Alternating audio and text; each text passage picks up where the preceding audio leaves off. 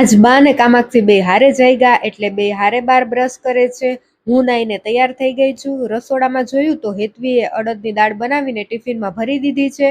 પછી મેં અડદની દાળ હારે ખાવા માટે સરસ મજાના બે રોટલા બનાવી નાખ્યા। રોટલા બનાવીને હું હોલમાં ગઈ ત્યાં તો કામાક્ષી ને બા બે રામ નામનો જાપ કરતા હતા। અને હવે કામાક્ષી બહાર આવી ગઈ છે। આ બે જાસૂદ વાવવાના છે। એક આવું છે, આ તો કોમન છે, બધાએ જોયું હશે। અને બીજું એક આ છે ગજરા જેવું। મમ્મીએ બે જાસૂદ વાવવા માટે ખાડા કરી લીધા છે। પછી એક એક ખાડામાં કામાક્ષીએ જાસૂદ વાવી દીધા અને પછી પાણી પણ પીવડાવી દીધું। થોડોક વરસાદ થયો ને અમારે જો આવી કેટલી બધી બિલાડીની ટોપી થઈ પડી છે।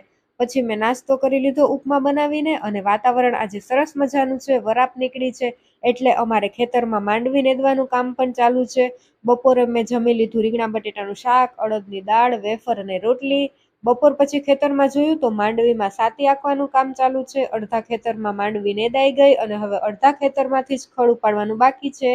પછી મને ભૂખ લાગી તો મેં કેળું ખાધું અને પછી અમે નીકળી ગયા વેરાવળ જવા માટે। ત્યાં અમારે ગાડીનું થોડુંક કામ કરાવવાનું છે। વાતાવરણ મસ્ત મજાનું છે। રાતના 7:45 વાગવા આવ્યા ત્યાં અમે વેરાવળ પહોંચી ગયા અને કામાક્ષીને આજે 100 સબસ્ક્રાઈબર્સ કમ્પ્લીટ થઈ ગયા છે। ઈ ખુશીમાં અમે ડ્રાય મંચુરિયન અને રાઈસની પાર્ટી કરી। ચાલો તો મળીએ હવે નેક્સ્ટ વિડીયોમાં। જય સિયા રામ, લાઈક શેર સબસ્ક્રાઈબ।